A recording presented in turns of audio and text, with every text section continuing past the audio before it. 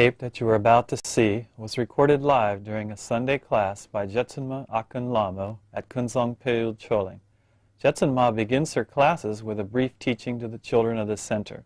We join Jetsunma now as she continues with the adult portion of the class.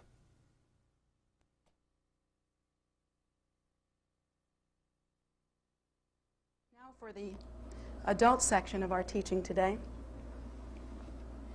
I would like to continue with the idea that I brought up just a moment ago about the difference between conventional wisdom and something that's a little meatier, a little bit deeper. Now, first of all, if we kind of remove ourselves from the inner programming that we have developed throughout the course of our lifetimes due to the influences that we experienced in our growing up, and then also experiences that we have had as adults. We have certain programming, and many of you know that in some cases, in many cases, there's a constant battle with our programming.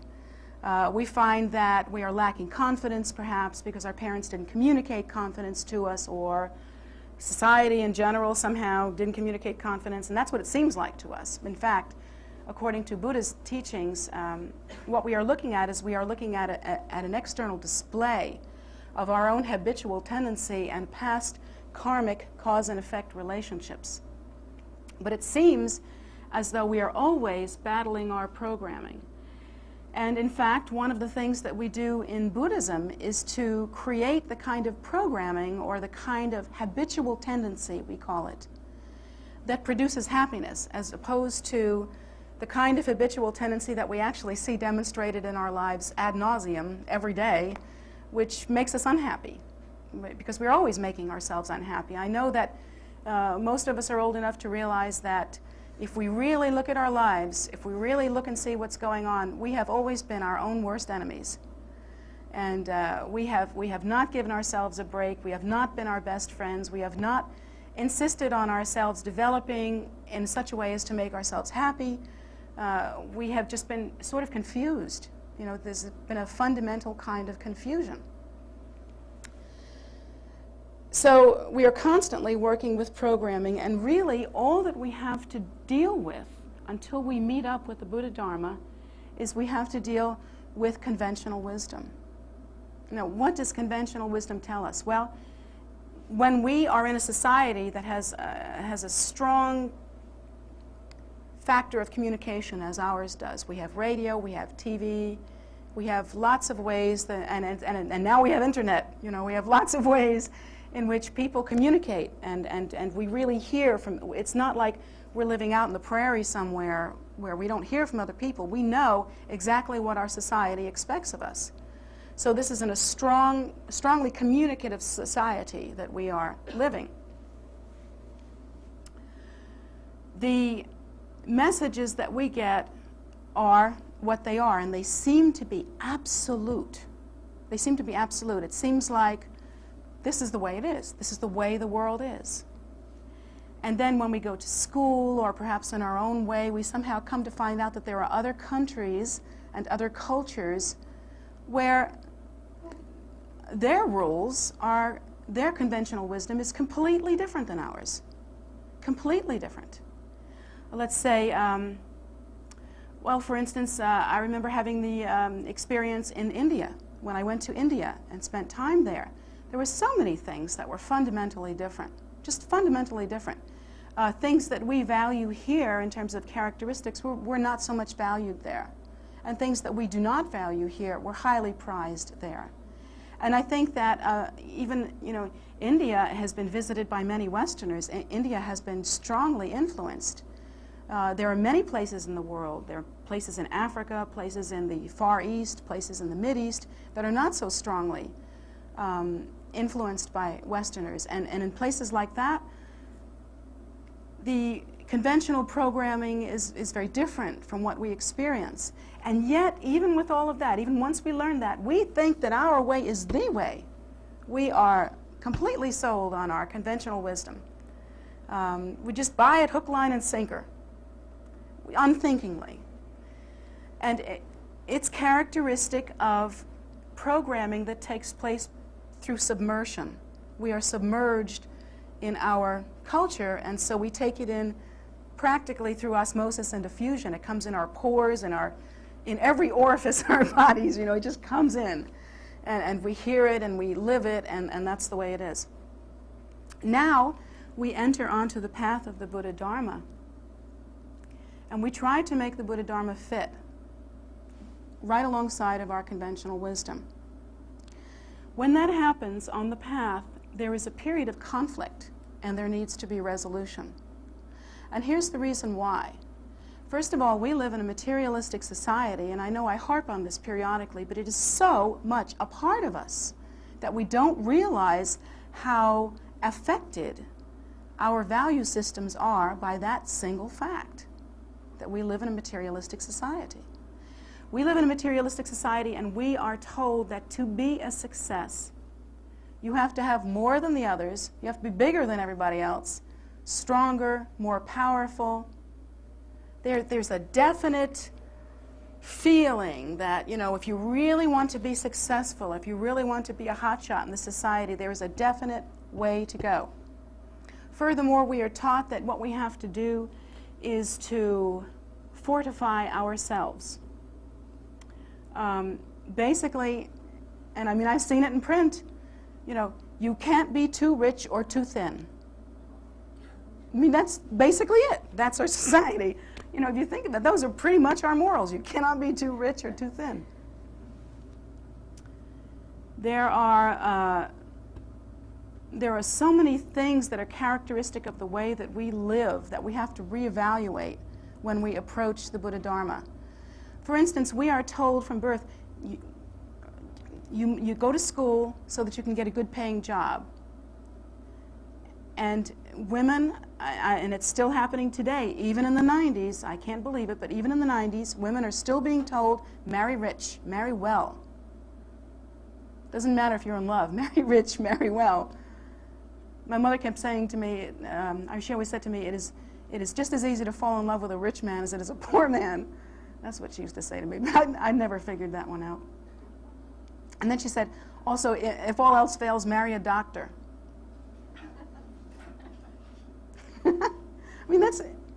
This is motherly advice to a child. She meant well. She wanted me to be happy and secure. She meant well. So this is the kind of conventional wisdom that we grow up with. We are told, fortify yourself from birth. Fortify yourself, take care of yourself. You need a nice house, you need a good car, you need more than one car, you need a rich man if you're a woman, and a gorgeous a woman if you're you know how it is, the whole routine. And we are absolutely told this is the way to go, and we spend the better part of our lives accumulating or planning to accumulate. And now suddenly we meet up with the Buddha Dharma, and here in the Buddha Dharma we are told that this is actually not the cause for happiness. Well, that's kind of scary, because that's what we've done up until this time. We are frightened of that information. That information is not welcome. And also that information puts us back at the beginning of the class, which no adult in their right mind here in America ever likes to do. That is not a comfortable idea. We spend so much of our time preparing and just like growing. We're so proud of every stage and new accumulation that we have, that it's very hard to think, oh, I have to relearn all of this. Very, very hard. And so here's where the conflict comes in. We are actually told that in the Buddha Dharma, we are told that there are certain cause and effect relationships that are invisible to us, that we actually cannot see because we have limited life experience. What we are told is that, and this is the truth, that we remember really only from our very earliest memories in this lifetime. Some people say they have memories of being 2 years old, some people say 4, some people say not till 6. Different people have different ideas about when they can remember from this lifetime, but basically, the only real usable memories that you have are from this lifetime. And in the Buddha Dharma, we learned that most of the results that we are experiencing right now, in terms of how happy we are, how pretty we are, how wealthy we are, how much involved in friendship we are, how popular we are, that's the word I'm looking for. all those things actually begin, these are results that begin with causes that probably have taken place even before this lifetime. So the Buddha Dharma teaches us that in fact we have no real way of understanding and assessing in an intelligent way cause and effect relationships. You see? We have such limited experience that it seems to us that when, here in samsara we are periodically happy and periodically miserable. It just seems to go around in cycles like that.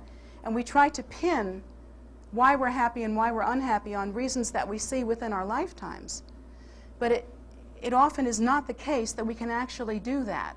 It often is the case that the results that we are experiencing now were caused from before this lifetime, and we have mistaken ideas about what makes happiness and what makes sadness. Now here in the Buddha Dharma we are taught that in fact, if we wish to increase our wealth and prosperity, then we have to pacify the habitual tendency and karma associated with selfishness and self-absorption that we have within our minds. If we have not enough now, if we are poor and just barely scraping by, we are able to take in then the sad truth that probably in the past we have not been especially generous. And I'm talking about before this lifetime. I'm not saying that it had to have occurred during this lifetime. Maybe it did.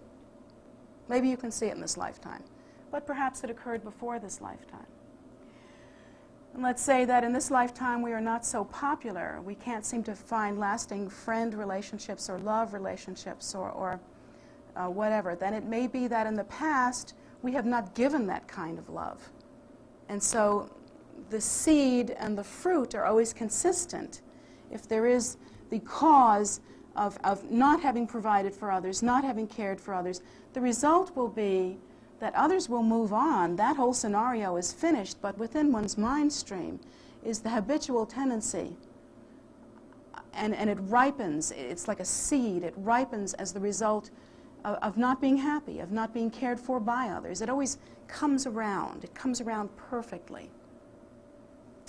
And so in the Buddha Dharma we are told that in order to attain happiness, we should be generous. Now see, that is completely contradictory to what we were told as materialists. We were told as materialists, in order to be happy, the mantra is gimme, gimme, gimme, gimme, gimme, gimme, gimme, gimme. Mine, mine, mine, mine, mine, mine, mine. That's what it is. I want, I want, I want. That's the mantra. And now we are told when we practice Buddhism that instead we should, let go, relax this tightness of self-concern and begin to work in a broader way, begin to work for the benefit of others, begin to see the equality of all that lives, begin to act accordingly, as though it were true, because it is. To begin to practice generosity, to begin to practice mindfulness, to begin to think of one's life as being potent only if we can work towards the liberation and salvation of other sentient beings, rather than how many chickens can I get in my crock pot at once? You see? It's a whole different ball game. And we fight with ourselves about it, and we have difficulty with it. Furthermore, as we get deeper, now that's just when you scratch the surface of the Buddha Dharma, but supposing you go deeper into it, this conflict continues, and in many cases it gets even worse. Because many times when a person really moves into Dharma, now this is kind of scary for new people, because when new people come to Dharma, they want to say, they walk through the door and they say, this is exotic, good, I like that. This is different, good, I like that. We have to work at this, I don't like that. This is difficult, I don't like that either. We really want a religion that's easy, no trouble, no heavy commitments, just smooth, make it nice. I want nice, nice. Now, that's what happens when we first come into Dharma. Then when we come into Dharma, we begin to feel the result. We begin to marry with Dharma. We want to go deeper. Hopefully, we want to go deeper, and we want to move into a deeply spiritual life. When that happens, oftentimes people will look around at their lives as they have experienced them up until now, and they'll say, clearly, Some things have to go. Some things don't work. They just don't work. There are many things that are not in accordance with your path as you begin to really move into it. Many people feel that they want to change their job. That might be one thing. Not everybody, but some people. Some people feel that they want to leave a marriage. That has happened. In fact, that has happened. I've seen that happen a number of times on the path. Well, two people will come. One person will simply deepen, and it will become the most important element in their lives. And perhaps the other partner is not really, and then eventually not interested. There simply is a different idea there. And then for the person that really wants to put their whole heart and mind into Dharma, they may feel that that relationship is no longer workable. I've seen that happen. I've also seen that lifestyles have changed, appearances have changed, attitudes have changed. There are so many things that have changed when one really moves into practice. It reminds me, it's kind of like, it makes me think of what my position right now, and I'll share this with you, is that having reached 45, life changes. I mean, the things that were important to me before and the things that I pursued before, I mean, I look at myself in the mirror and I go, what were you thinking? What? Hello?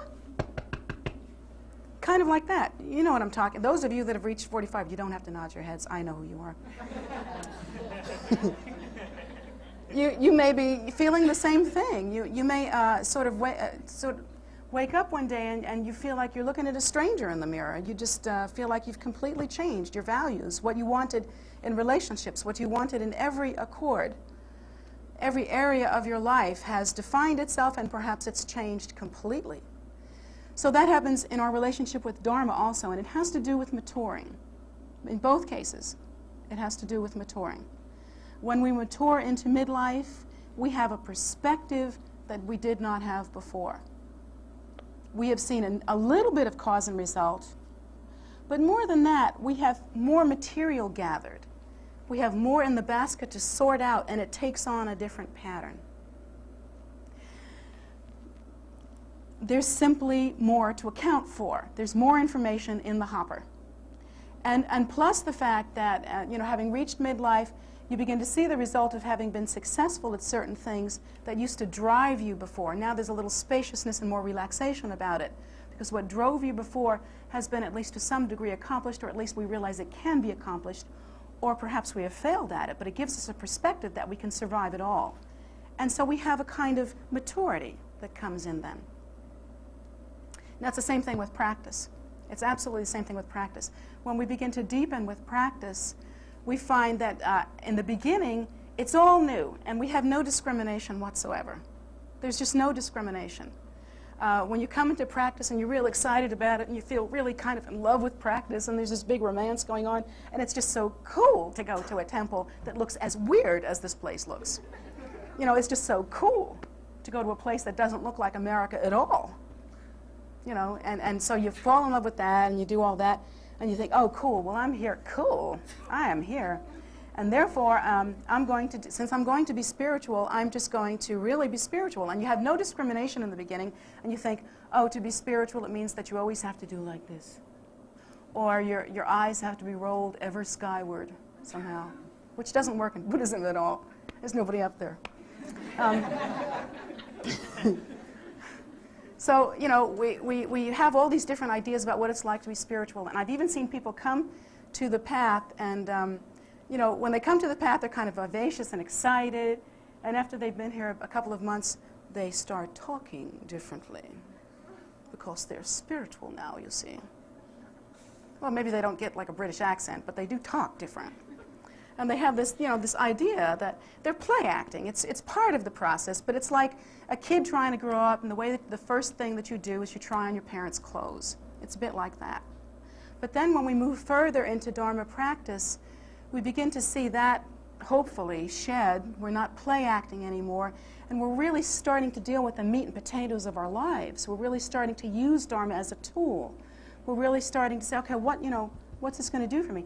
And then we begin to see some cause and effect relationships. We begin that first aha, when you realize that your whole life you've been thinking about, what can I do that's really fun, that's going to make me happy? What can I do that's really fun, that's going to make me happy? That other mantra, what can I do that's really fun, that's going to make me happy? And then, you get to the Buddha Dharma, and your teacher basically tells you, do this, which takes away that whole, what can I do to make me happy mantra. So your teacher tells you, do this, and you go ahead and do it, and at first, maybe it's a practice or some study. And at first, it's like, oh, cool, my teacher told me to do something, so I'll do it. And then you start to do it, and after a while, well, practice, study. It's, when your habit has been just trying to look for what's exciting and what's plentiful and what's fun, practice and study is kind of like, yeah, it's kind of like, boring. But then, if you deepen, if you hang in there and deepen, you'll find that after time, the big first aha is when you realize that you are actually happier when you're doing this practice and this study, this practice, this contemplation, this meditation, than you were when you were out spastically, and I mean spastically, looking for a good time. You begin to notice that there's a difference in your mind. The difference is that before your mind was like a hyperspastic rubber band. And now your mind is a little more spaciousness. It's a little bit more okayness somehow. It's just like, so the fabric of your mind seems more relaxed. And the big aha is when you learn that that's really happier than the temporary excitement of scoring a good time. You know what I'm saying? That first aha is a mind blower for most practitioners. And once you get to that point, it changes your life. And at that point, we begin to rub up against the confusion of looking at the difference between conventional wisdom and spiritual wisdom, deep and profound wisdom, true wisdom. Now, at that point, do we throw away conventional wisdom? Of course not. There would be chaos in our society if we did that. That would be ridiculous. I mean, you can't do that. You'd take the rest of your retreat in jail, most likely. So that wouldn't work at all. But what you need to do is, as though you were an adult, you might step back and simply examine. Simply examine. You might find that there are circumstances which are not accounted for in conventional wisdom. And you might find that some aspects of conventional wisdom are just wrong. They are just wrong.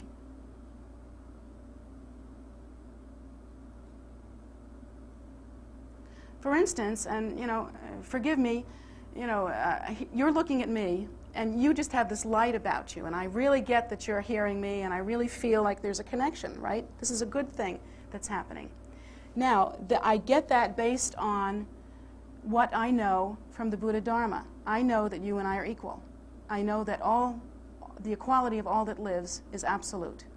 That you and I have within us the same Buddha seed, that nature, that seed.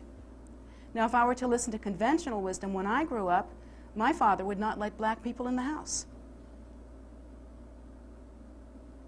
And I'm telling you this, and every time I talk about it, it makes me want to cry. And in fact, one time I got the stew beaten out of me because my stepfather had hired a black man to work with him, and it was summer and really hot in Miami, and this black man was left out in the car while my stepfather came in and had his lunch, and was not asked to come in. And so I snuck out and brought him a sandwich and some ice water, and I got the stew beaten out of me for that. Now that's conventional wisdom, believe it or not. Where I came from, that's how it was. And at some point in your life, you have to back off of that and see some truth. You have to think. And then once you get that idea, you realize that if that booger was in conventional wisdom, surely there are more of them.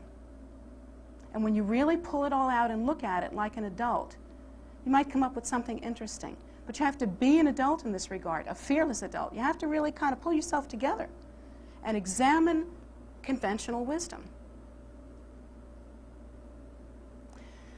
In the case of Buddha Dharma, I'm thinking like this. The first thing to do is to examine what result you want in order to determine whether conventional wisdom is going to work for you or whether you need to probe for a deeper wisdom. You have to ask yourself what you really want. What are the results that you want? Of course, everybody wants to be happy. That's one thing we all share. That's definitely one thing on the list. But it would behoove us each to take out a pencil and a paper and try to figure out what it is that we want, and then pull out some strategy as to how to get there. We want our minds to be relaxed and liberated. We want to be happy. We want to be okay in our lives. Now, many of us have discovered for ourselves that we have been, say, having lots of money and having lots of material goods and still have not been happy. That is the case in many cases. There are many people who have lots of money and lots of things, and yet they are not happy. And there are many people who are just that far away from starvation, it looks like to me, and yet they are happy. What makes them happy? So these are the kinds of questions that we look at. And then we also have to ask ourselves whether we are looking for something that is temporary or something that is permanent. And these are some of the ideas that are surrounding the comparison of conventional wisdom with extraordinary or truer wisdom, deeper wisdom. It looks kind of like this. First of all, one thing that we learn in the Buddha Dharma is that seed produces fruit. This is, without question, we can see that this is true. What goes up must come down, in a sense. What goes around comes around. We do hear this in conventional wisdom, but we don't hear it to the degree that Buddha Dharma actually teaches it. Buddha Dharma says that a seed produces an exact fruit. So, in that case, if we understand that, what we need to do in our lives are to constantly create and plant the seeds that will produce the fruit that we want. And this is one idea that we have to marry to, is that we have to stop the waiting game. The game where we're waiting for relief to come from out there somewhere? Where the answer is going to come in a flash of lightning or on a horse as a man? That kind of thing.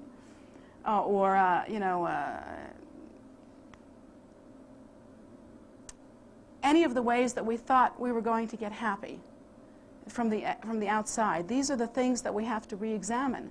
And we have to look to see that if we want happiness, we have to create those seeds within our lives and our minds. And so we're looking to create exact cause and effect relationships.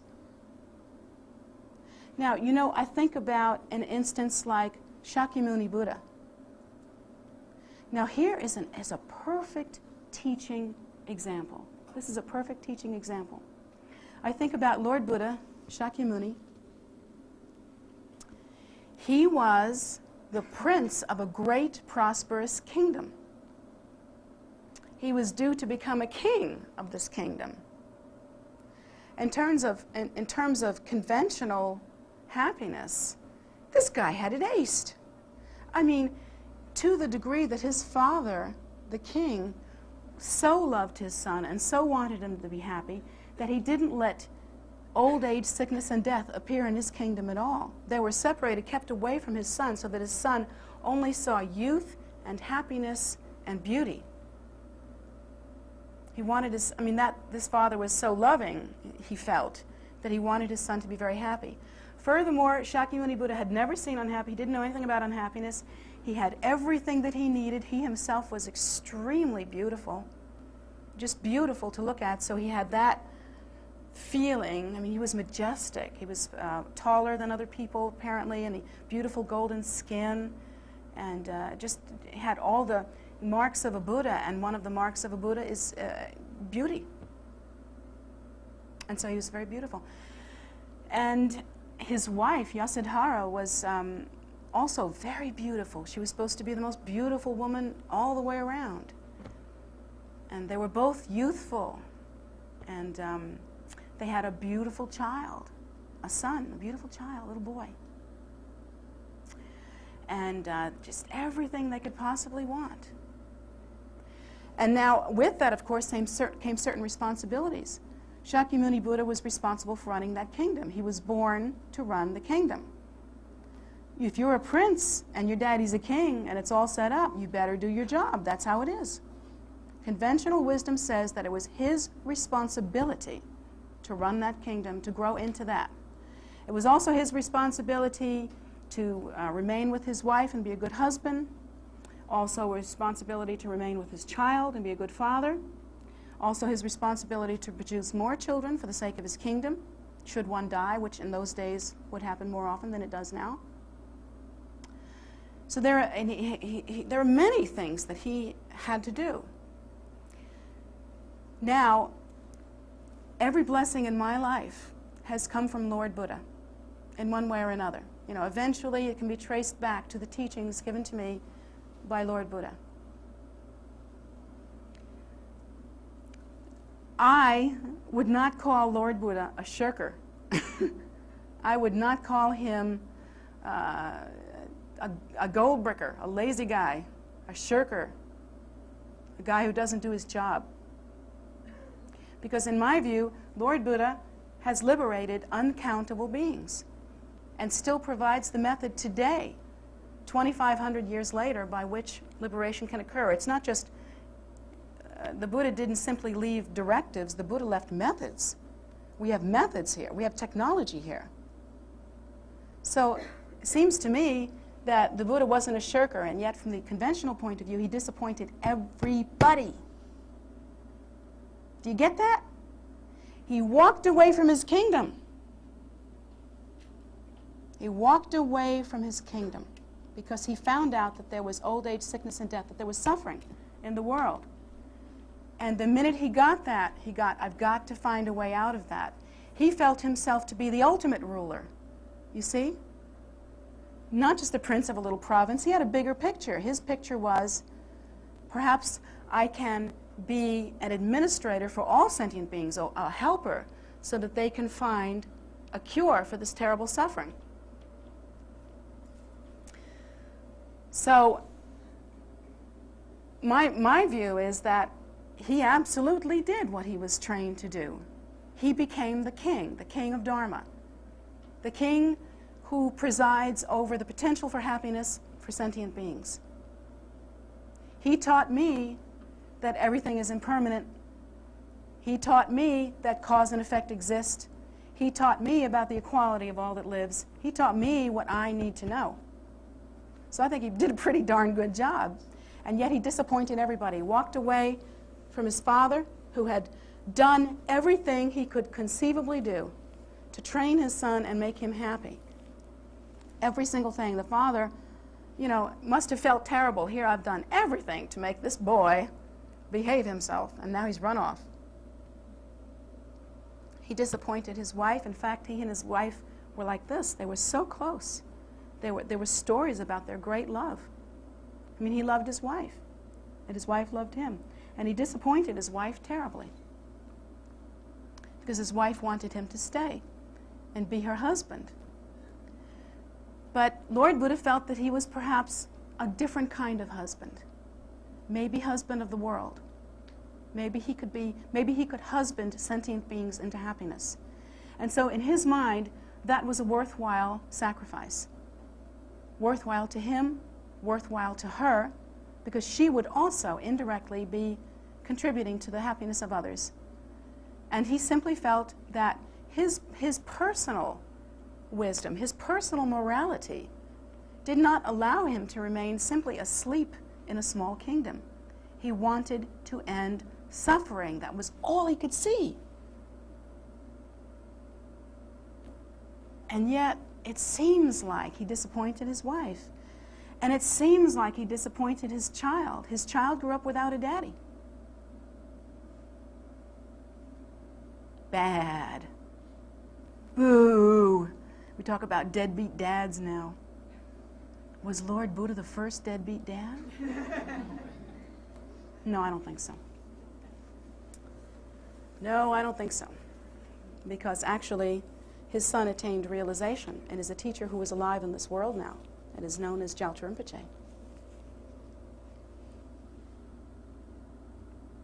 So I don't think he abandoned his son.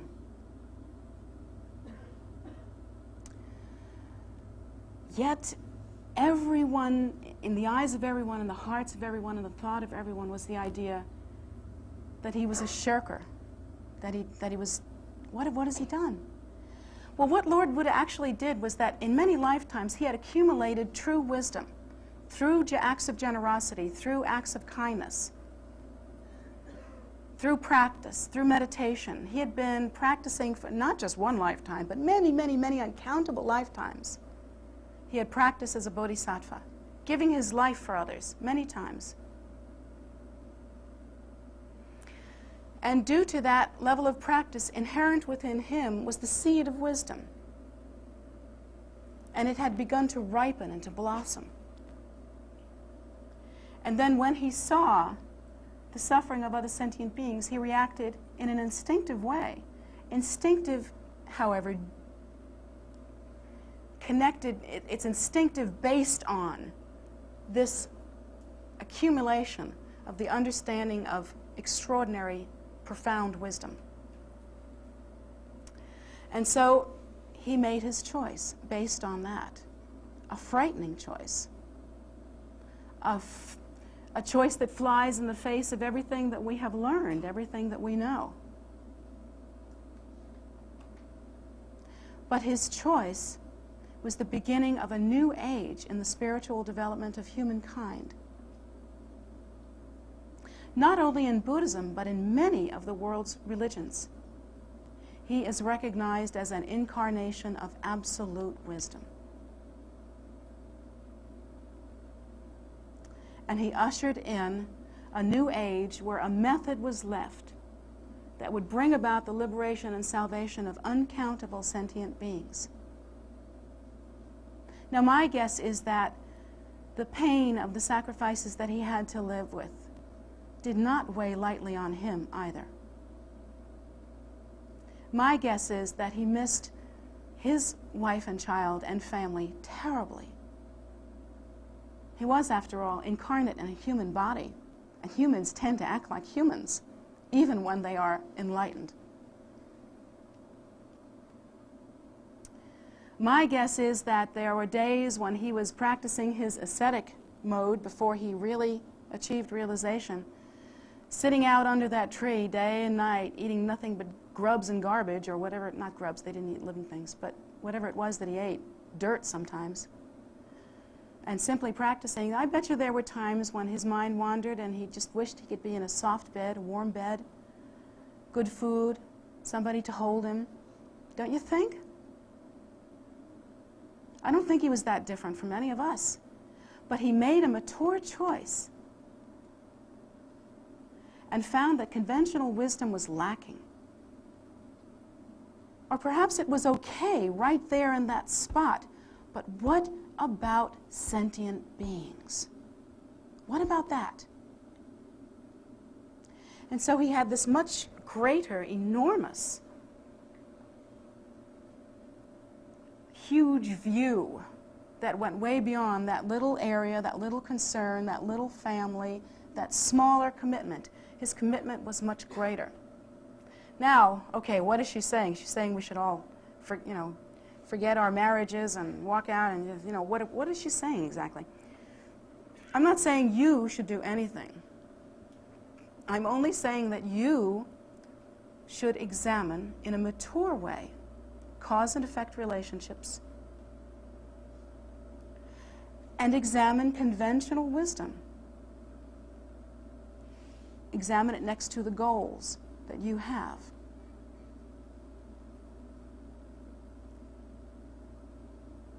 You might find that you don't really need another car.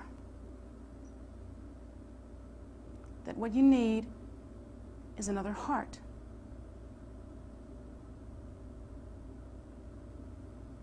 You might find that you don't really need another chicken in your pot. You might find that you need to nourish and feed someone else.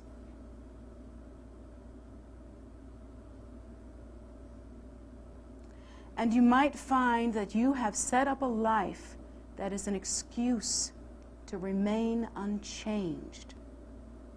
An excuse to remain selfish and self-absorbed. And that perhaps it is time to examine that life. You know, it's okay to make changes in your life. It won't kill you. It will just change you. Change feels like death sometimes to us, but it isn't. It's like anything else. It's effortful. Sometimes you have to work against yourself. It's like getting up in the morning. Nobody wants to get up in the morning. It's like going to work. Hardly anybody ever wants to go to work. It's like, exercising. Hardly anybody wants to exercise. We just want to feel exercised. It's like that.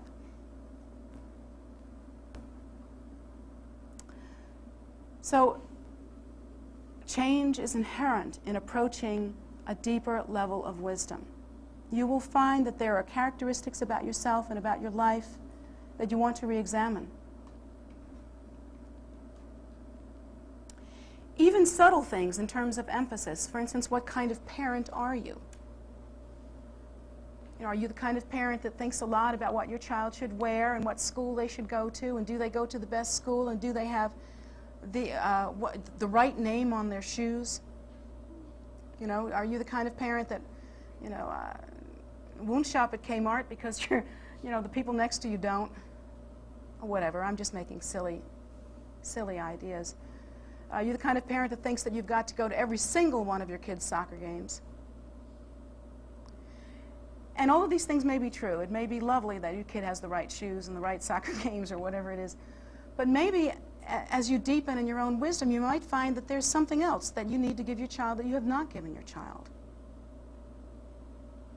Something that maybe even is different from what the rest of the world is giving your child.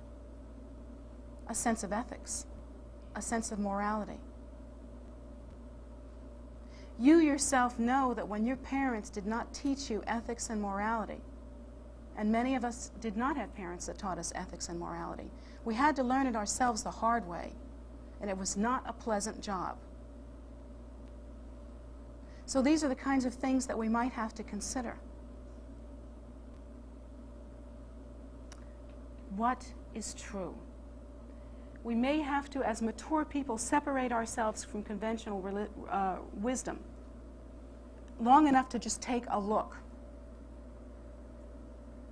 The Buddha teaches us that conventional wisdom will result in conventional results.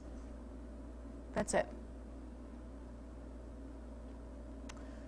When you do what is expected in your society, you get a correct citizen in society. And if that is your goal, to be a correct citizen in society, Tashi Dilek, have a good day. I don't know what to tell you. I hope you're happy. I really hope you're happy. But I doubt that you'll be completely happy, because everything that you'll be working for and all of your effort will only bring results within a conventional realm. And it's very limited, and it dies when you die. And you can't take any of it with you. What goes with you at that point actually is the habitual tendency of deciding to take conventional wisdom and self-aggrandizement over the welfare of sentient beings. That's what dies with you. That habit, and that will be reborn in your next life, and you'll have the same tendency. And if you don't conquer it now, you'll have to conquer it next time. If you don't conquer it next time, you'll have to come back and do it again. If you don't do it that time, you have to do it next time. But you'll do it eventually. Want to do it now? Because you will do it eventually.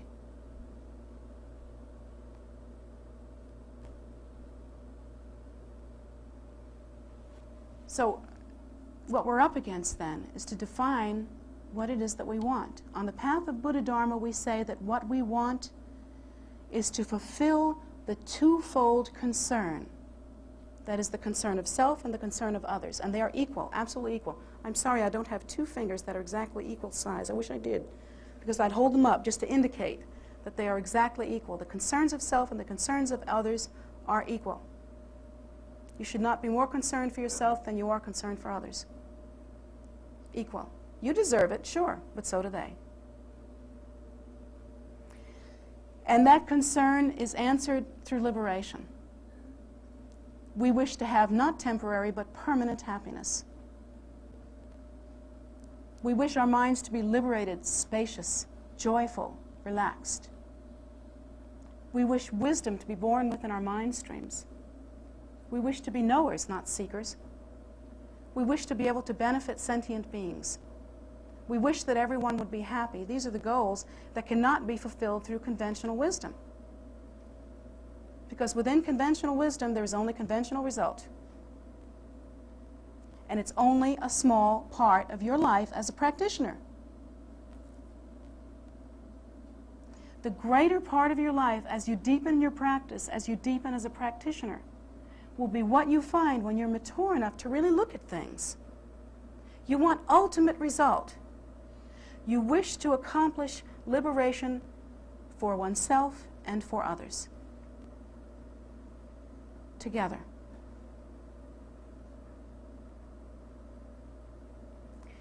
Because in my practice, through the means of withdrawing from conventional wisdom, I have come to understand that I personally, for instance, cannot be happy until all sentient beings are liberated.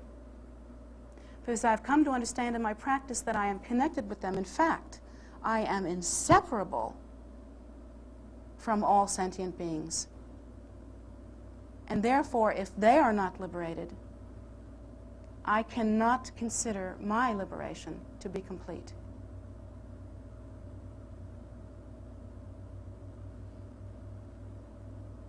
So long as any one of you are unhappy, I can't be completely happy. It simply isn't there. And so I've come to understand that through my practice, and so I've made decisions that perhaps do not completely fulfill, maybe even not at all, conventional wisdom. But I have made them based, I hope, to the best of my knowledge, I have made them based on the ultimate goal of the happiness of oneself and sentient beings as being equal. These are the things that we have to think of. We have to follow in the footsteps of our teachers. Lord Buddha made this decision, and look at the result. I mean, I cannot doubt the result. All of my happiness has come from that.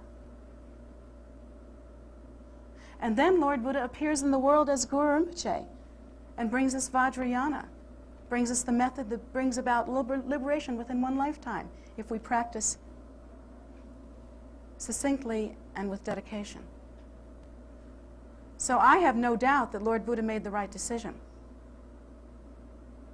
And that in itself has taught me to think for myself, to listen to many voices, but ultimately to listen to the voice of true wisdom.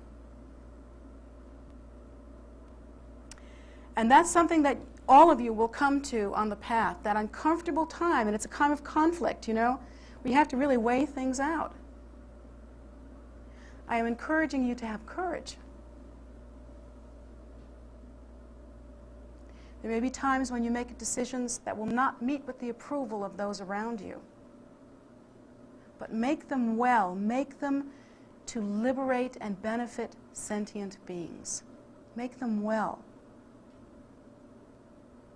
I don't know how many decisions I've made during the course of my life that people are convinced, made me crazy, or, made me look crazy. And I think they did make me look, maybe I was crazy, I don't know. But I've tried my best to weigh things out and do what is ultimately beneficial for as many sentient beings as possible.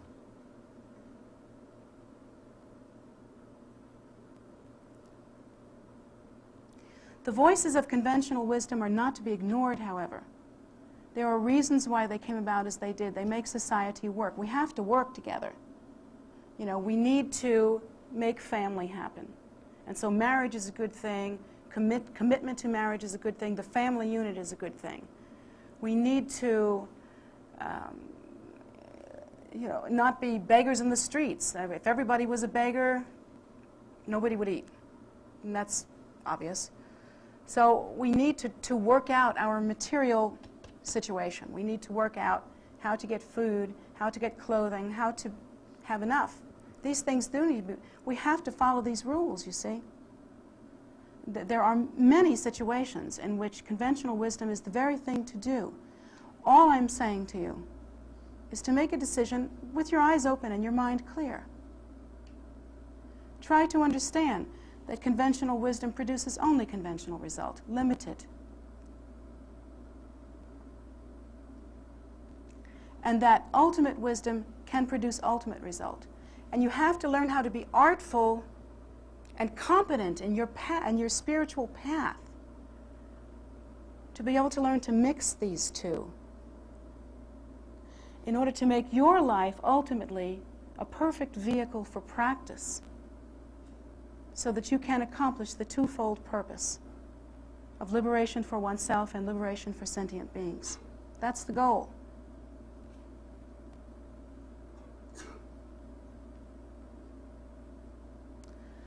So when you come to that point in your practice that you have to make such decisions and you have to think such thoughts, take time. Really think about it. Get with it. Don't just react and think you already know and blah, blah, blah. You know, many people just jump, and they don't think. And mostly when we jump, you can be sure that we are simply acting on our own habitual tendencies that we've already established. That's what happens. Change occurs by moving into a mode of kind of neutral. Yes, spend a little time with yourself, enriching yourself. Listen to your heart, listen to your mind, listen to what you want. Contemplate the Buddha's teachings. Contemplate the teachings on cause and effect relationships. Make decisions after you gather all the facts. Examine for yourself how conventional wisdom came about. For instance, in the case of, we're thinking about Lord Buddha, again, leaving his family and leaving his kingdom. What about the ethics and laws that we've heard about, the morals that we have about family and marriage? What about the morals that we have about responsibility, growing into our obligations? These need to be examined. We'll look at them. Yes, we need to protect marriage and family. Yes, we need to grow into our obligations. But there may come a time in your practice where some ultimate wisdom, some deeper wisdom that has a far broader reaching result may need to be adhered to as opposed to a voice from your childhood. That may happen to you. And it's a scary moment. So nurture yourself through that time. Give yourself time to think. Give yourself time to consider. Listen to the voices that you've heard, but listen to your own voice as well. And especially in the beginning, before we have come to understand anything about cause and effect relationships, listen to the Buddha's teaching, because the Buddha has traveled all of these roads. Looked at clouds from both sides now. Where'd that come from? You've heard that line, haven't you? It's an old song. But the Buddha has accomplished both conventional success and ultimate success. And so we can learn from this most capable captain of this ship, because this ship has gone across the ocean of suffering many times, back and forth, and has helped others to cross. So this is a guide that we can listen to. When that challenge comes to you in your practice, when you are making your decisions, make them bravely. Make them with courage. Make them with compassion. compassion for all sentient beings, compassion for those around you, compassion for yourself. Equal. Now, the thing that I have come to understand in my practice, where it concerns me, there are many more of you than there are of me. So if you and I are equal, I have to always favor benefiting sentient beings more than favoring myself, because there are so many more of you than there are of me. And yet there have been times when I have had to really take care of myself and push others away because I knew I wouldn't last in my job if I didn't take care of myself. So it's a balancing act, isn't it? It's about being smart. It's about not closing your eyes. It's about learning the teachings. It's about being brave. It's about being a different kind of human than what you were before. Don't shy away from that. Don't be afraid. That's your practice. That's your path. That's part of what you have to do. So I know I've given you a lot of food for thought, and I know that it's always a dangerous subject when new students change. Oh my God. Change is frightening for all of us. But we're all going through it. It's a delusion to think that we can keep ourselves from change or protect ourselves from change in any way. We change every day. You have changed since you woke up this morning. And I don't mean just change your clothes either. You have changed since you woke up this morning. You will change today. Tomorrow you will change some more. Change is happening constantly. Might as well make it work for you. Okay? So be smart, be strong, and be different. But the goal that you have to keep first and foremost before you make any decision in your life ever must take into account the moral and ethical content that, without question, there is equality in all that lives, that all sentient beings wish to be happy, that they have the right to be happy, but that they simply do not know how to be happy. And that we must, therefore, since we have the teachings right here in our lap, we must somehow accomplish the twofold purpose of self and others, the liberation and ultimate happiness of ourselves and all sentient beings as though we were one. And that should be how we should think from now on, as though we were one. Thank you very much for coming today. I hope that you will take something home from this teaching and use it in your life. And really, I try to arrange Sunday mornings so that whether you are a Buddhist or not a Buddhist, there may be some nugget here that you can take home and use and make your life and the lives of others around you better. Because that's the goal. So I hope that you will do that. And thank you very much for coming today. And we'll say the closing prayers now.